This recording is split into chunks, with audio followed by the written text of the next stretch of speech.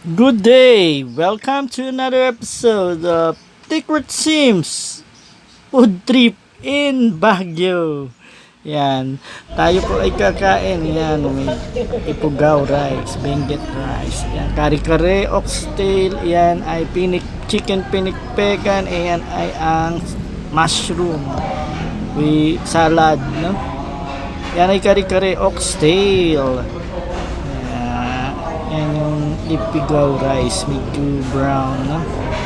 At tayo po ay kumain sa Cafe by the Ruins. So yan, napagod tayo kagagala kasi. So kumain muna tayo, no? Yung maitim, ano yan, mushroom, parang salad siya, kare-kare. At yan, pagkain kanin natin na may mangga at alamang, no? At ayan na si Taklit, kakain na siya, ibabasta na, no? Ano lang to, hindi naman to food vlog, no? Hindi tayo magre-review ng kinain natin. Kakain tayo dahil nagutom tayo. So huwag kayong umasa na gagawa tayo ng review ng mga pagkain dito sa Cafe by the Ruins. But definitely masarap yung mga kinain namin. Yan. Ubos naman kasi, no? Walang matira. Masarap, pati yung gulay, yung mushroom.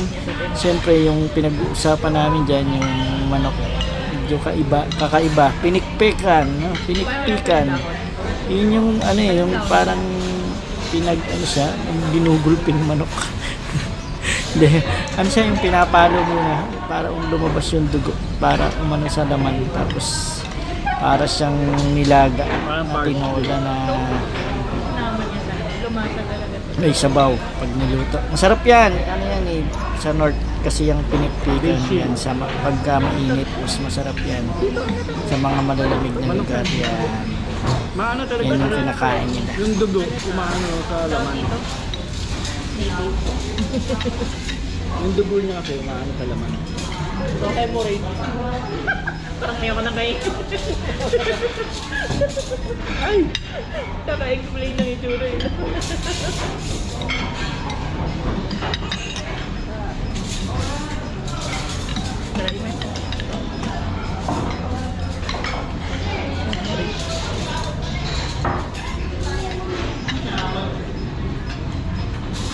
Papunta na sa Red Lake.